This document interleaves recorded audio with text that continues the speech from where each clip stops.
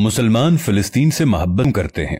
ہم فلسطین سے اس لیے محبت کرتے ہیں کہ یہ فلسطین انبیاء علیہم السلام کا مسکن اور سرزمین رہی ہے۔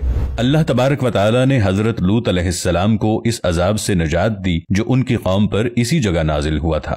حضرت ابراہیم علیہ السلام نے فلسطین کی طرف ہجرت فرمائی تھی۔ حضرت داؤد علیہ السلام نے اسی سرزمین پر سکونت رکھی اور یہیں پر ایک محراب بھی تعمیر فرمایا تھا۔ حضرت سلیمان علیہ السلام نے اسی ملک میں بیٹھ کر ساری دنیا پر حکومت فرمائی۔ چیونٹیوں کا وہ مشہور قصہ جو قرآن پاک کی سورۃ النمل میں درج ہے، جس میں ایک چیونٹی نے اپنی باقی ساتھیوں سے کہا تھا کہ اے چیونٹیوں اپنے بلوں میں گھس جاؤ، مبادا کہ حضرت سلیمان علیہ السلام کے گھوڑے تمہیں کچل نہ ڈالیں۔ یہی اس ملک میں واقع اسقلان شہر کی ایک وادی میں پیش آیا تھا، جس کا نام بعد میں وادی النمل یعنی چیونٹیوں کی وادی رکھ دیا گیا تھا۔ حضرت زکریا علیہ السلام کا محراب بھی اسی شہر میں ہے۔ حضرت موسیٰ علیہ السلام نے اسی ملک کے بارے میں اپنے ساتھیوں سے کہا تھا کہ اس مقدس شہر میں داخل ہو جاؤ۔ انہوں نے اس شہر کو مقدس اس کے شرک کے پاک ہونے اور انبیاء علیہ السلام کا مسکن ہونے کی وجہ سے کہا تھا۔ اس شہر میں کئی معجزات وقوع پذیر ہوئے، جن میں ایک کنواری بیوی حضرت مریم علیہ السلام کے بطن سے حضرت عیسیٰ علیہ السلام کی ولادت مبارکہ بھی ہے۔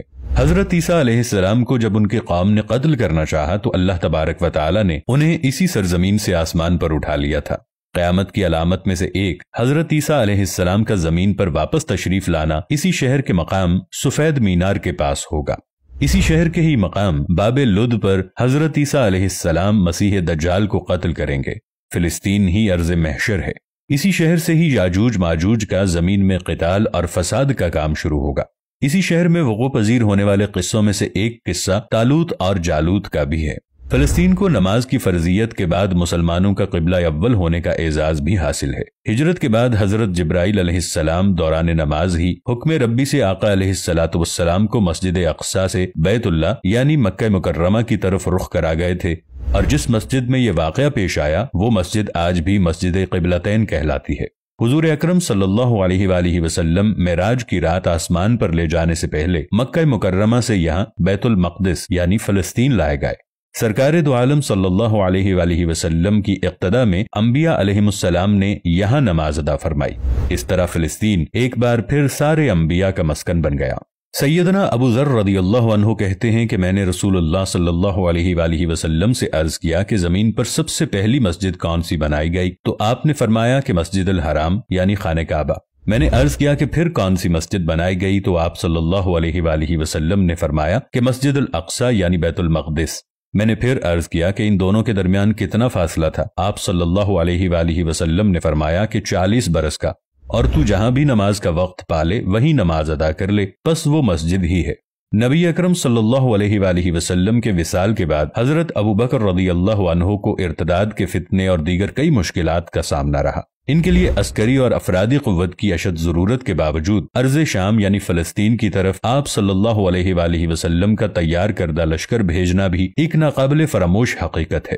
جبکہ اسلام کے سنہری دور فاروقی میں دنیا بھر کی فتوحات کو چھوڑ کر محض فلسطین کی فتح کے لیے خود سیدنا عمر رضی اللہ عنہ کا چل کر جانا اور وہاں جا کر نماز ادا کرنا اس شہر کی عظمت کو اجاگر کرتا ہے۔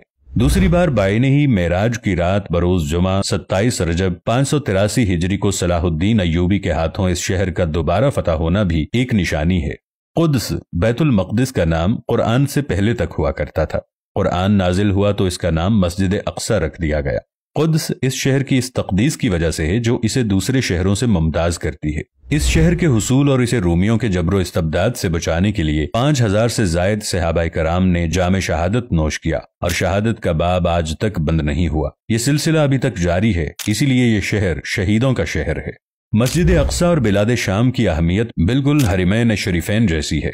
جب قرآن پاک کی یہ آیت والتین والزیتون وطور سینین وہذا البلد الامین نازل ہوئی تو ابن عباس رضی اللہ عنہ کہتے ہیں کہ ہم نے بلاد شام کو التین یعنی انجیر سے، بلاد فلسطین کو الزیتون سے، اور الطور سینین کو مصر کے پہاڑ کوہ طور جس پر جا کر حضرت موسیٰ علیہ السلام اللہ پاک سے کلام کیا کرتے تھے اس سے استدلال کیا۔ اور قرآن پاک کی یہ آیت مبارکہ وَلَقَدْ كَتَبْنَا فِي الزَّبُورِ مِن بَعْدِ الذِّكْرِ أَنَّ الْأَرْضَ يَرِثُهَا عِبَادِيَ الصَّالِحُونَ، اس آیت سے یہ استدلال لیا گیا کہ امت محمد حقیقت میں اس مقدس سرزمین کی وارث ہے، جبکہ فلسطین کی عظمت کا اندازہ اس بات سے بھی لگایا جا سکتا ہے यहाँ पर पढ़ी जाने वाली हर नमाज का अज्र 500 गुना बढ़ा कर दिया जाता है।